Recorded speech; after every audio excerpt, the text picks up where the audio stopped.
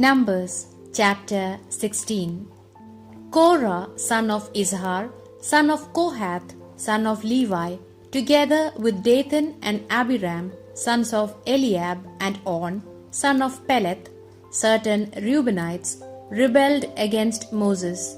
250 Israelites followed them. All were well-known leaders in the community, members of the council, and men of repute. They banded themselves together against Moses and Aaron, saying, "You have gone too far. The whole community is consecrated to the Lord, and He lives among them. Why then do you set yourselves above the congregation of the Lord?" When Moses heard this, he threw himself face downward on the ground. Then he said to Korah and all his band, "Tomorrow morning the Lord will make known who belongs to Him and who is consecrated to Him and may approach Him. The one He will choose is the one who may approach Him. Korah, with all your band, this is what you must do. Take your censers and then fill them with burning coals and put incense in them before the Lord tomorrow, and the Lord will indicate the one who has been consecrated. Sons of Levi, you have gone too far." Moses said to Korah, "Listen to me now, you sons of Levi. Is it not enough for you that the God of Israel has set you apart from the rest of the community of Israel and called you close to Himself for service in the tabernacle of the Lord, to stand before this community and perform the sacred service on their behalf? He has called you to be near Him, you and all your brother Levites with you, and now you want the office of priesthood as well. What is the misdeed of Aaron that you complain against him? It is against the Lord Himself that you and your followers have banded yourselves together." Moses sent messengers to summon Dathan and Abiram, the sons of Eliab. But they said, "We will not come up. Is it not enough that you have brought us up out of a land flowing with milk and honey, to kill us in the wilderness? You are lording it over us. Indeed, you have not brought us into a land flowing with milk and honey, not given us an inheritance of fields and vineyards. Do you suppose that all these people are blind? We will not come." Moses then became very angry and said to the Lord, "Do not look favorably on their offering.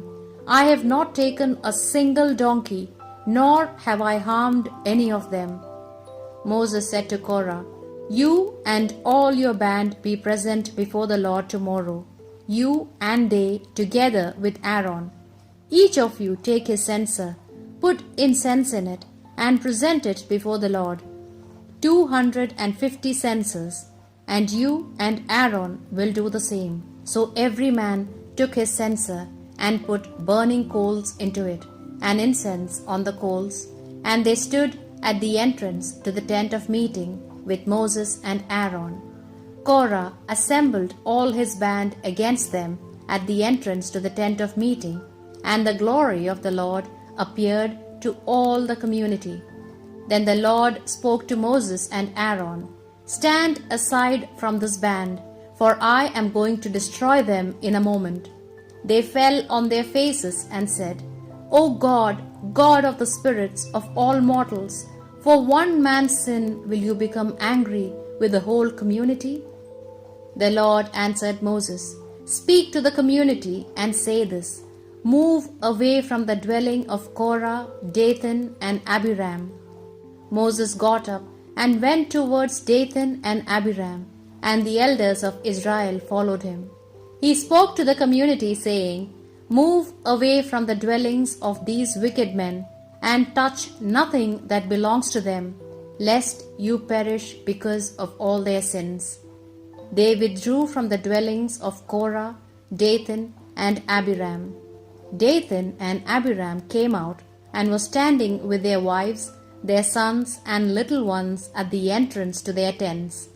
Then Moses said, "By this you shall know that the Lord has sent me to do all these deeds, that it is not of my doing.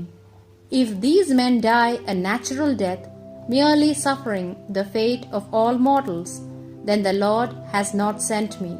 But if the Lord does something stupendous, and the earth opens its mouth and swallows them, together with all they possess, and they descend alive to the underworld, you shall know that these men have rejected the Lord. When Moses had finished saying all this, the earth under them split in two, opened its mouth, and swallowed them with their household, and all the men who belonged to Korah with their possessions. They descended alive to the underworld with all that belonged to them. The earth covered them, and they perished from the midst of the community. On hearing their cries, all the Israelites who were around them fled, for they thought, "Let not the earth swallow us as well." And fire then came forth from the Lord, and consumed the 250 men who were offering incense.